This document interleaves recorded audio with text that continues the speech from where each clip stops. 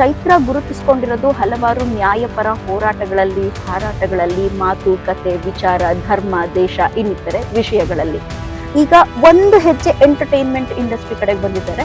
ಮುಂದೇನು?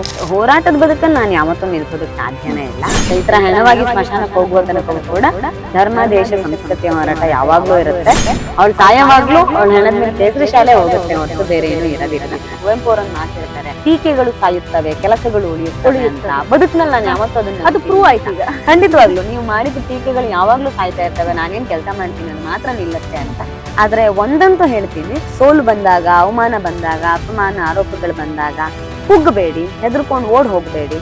ಹೆಣ್ಮಕ್ಳು ಯಾವ್ದಾದ್ರು ಸಮಾಜದ ಕೆಲ್ಸಕ್ಕೆ ಬರ್ತಾಳೆ ಅಥವಾ ಯಾವುದೇ ಫೀಲ್ಡ್ ಹೋದ್ರು ಅವಳು ಸರಿ ಇಲ್ಲ ಅಂತ ಬಹಳ ಸುಲಭವಾಗಿ ಒಂದು ಸರ್ಟಿಫಿಕೇಟ್ ಕೊಡ್ತಾರೆ.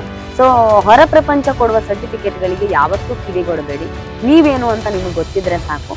ಯಾವತ್ತೂ ಅಂಜಬೇಡಿ. ನೀವು ಬಗ್ಗಿದ್ರೆ ಮಾತ್ರ ಬಗ್ಗೋವನಿಗೆ ಗುದ್ದು ಜಾಸ್ತಿ ಅಂತ ಹೇಳ್ತಾರಲ್ಲ, ಆ ರೀತಿ ನೀವು ಬಗ್ಗಿದ್ರೆ ಮಾತ್ರ ನಿಮಗೆ ಜನ ಇನ್ನಷ್ಟು ಬಗ್ಸೋ ಪ್ರಯತ್ನ ಮಾಡ್ತಾರೆ. ಸೊ ಎದೆಗುಂದದೆ ಬದುಕಿ. ಖಂಡಿತವಾಗ್ಲೂ ಯಾವುದೂ ಅಸಾಧ್ಯ ಇಲ್ಲ. ಅವಮಾನ ಆದಾಗ ಜೀವನ ಕೊನೆ ಆಯ್ತು ಅಂತ ಮಾತ್ರ ಯಾವತ್ತೂ ಅನ್ಕೊಳ್ಬೇಡಿ ಅಂತ ಹೇಳ್ತೀನಿ.